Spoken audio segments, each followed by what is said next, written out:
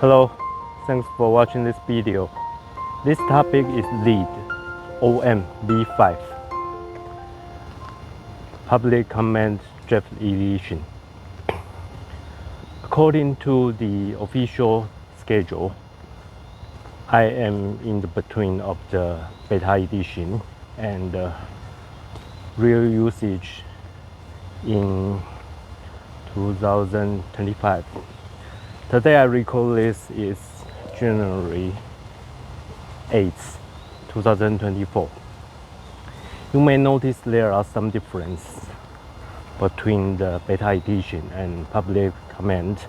However, I'm not focusing on that. Hello. And of course, there are some updates, some difference between the LEED B4.1 and LEED B5. I would like to mention two differences I really like. First one is something very cute. You may notice they update the symbols for the 9 LEED categories. And second one is really important. There are 3 items. Let me read for you. Decarbonization, quality of life, and ecological conservation and restoration. You will see these 3 items all the way during the LEED B5. However, based on the scorecard, their name are under LEED system goals alignment. And for every prerequisite, every credit, you will see something with these 3 items, and their name are impact area alignment. Okay, let me start with the 9 LEED categories. And for some reason, the first one, it doesn't have an abbreviation. I don't know why. So I just assume its abbreviation is IP. Okay? Its name is Integrative Process Planning and Assessment. Now let me explain the first prerequisite. But before that, I need to mention what's prerequisite. Prerequisite is something you have to achieve in order to make your LEED project to be certified. And credits are something that you can earn points, and based on your total points to understand, to know what level of the LEED certification of your building can achieve. Okay, so this is IPP1, prerequisite 1, operations assessment for climate action, quality of life, and ecological conservation and restoration. Actually, they are almost the same thing as I just mentioned, the system goals or impact area. You have to fill a checklist to assessment decarbonization, quality of life, and ecosystem conservation and restoration.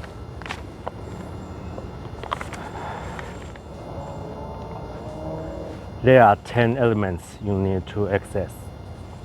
First one, operational carbon for your building label carbon projection. Second, refrigerant emissions from your existing equipment.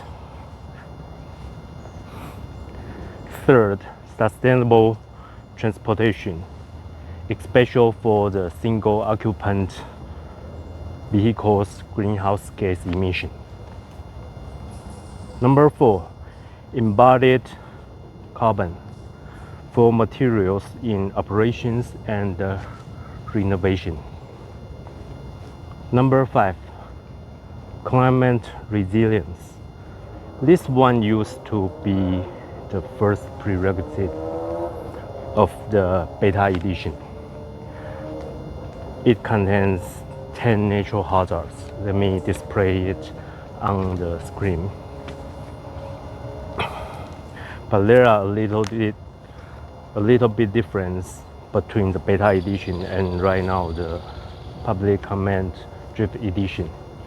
But I think it's a good idea to show you the 10 hazards from the previous beta edition. Next, number 6, social impact.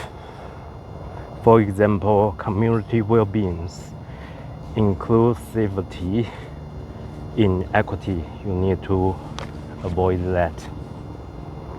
Number 7, occupant needs, like the user's health, indoor environment, etc.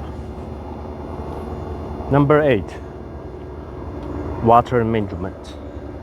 For example, baseline water consumption, water quality. Number 9, waste materials management. Of course, we would like to reduce the waste amount and increase the percentage of those stuff to be recycled, reused. Number 10, site management. For example, landscape and reduce harmful environmental impacts. That's the 10 elements. And you need to gather your key stakeholders to make sure to reply us yes or no or not applicable. However, if you dare to say a no, if you have to say a no, please also indicate and explain your approach to deal with the identified issues. Okay? This is my first LEED V5 video I recorded in Chicago. I moved from Taiwan to United States in October 2023. I hope you like this video. Thank you and have a nice day. Bye bye.